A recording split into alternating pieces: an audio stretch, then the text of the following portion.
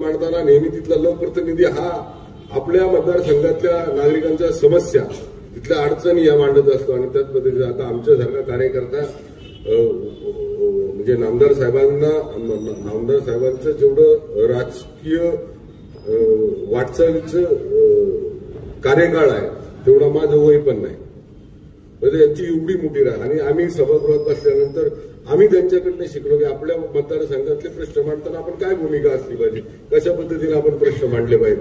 मग तेच पाहता पाहता एक वरिष्ठ आमदार, एक वरिष्ठ मंत्री, एक वरिष्ठ आमचे मार्गदर्शक कशा पद्धतीने आपले प्रश्न मांडतात ते शिकता बघता बघता आम्ही इथपर्यंत आलो. आज त्यांच्याबरोबर मला या इथं काम करण्याची संधी मिळते, खरंच मला माझ्यासाठी चांगलं आहे. एक मात्र नक्की आहे की भारतीय जनता पार्टीच्या ज्या उमेदवारांच्या संदर्भामध्ये इथं त्यांचा परिचय झाला, त्याच्यानंतर देवेंद्रजींनी सांगताना काही उमेदवारांच्या संदर्भामध्ये महेश लांडगेंनी आग्रह धरला किंवा असं नाही, तर तो आमच्या सगळ्यांचा संघटनात्मक झालेल्या चर्चेमधनं ही नावं आम्ही जी तयार केलेली नावं आहेत, असा कुणाचा विशेष असा आम्ही त्या ठिकाणी आग्रह धरला नाही.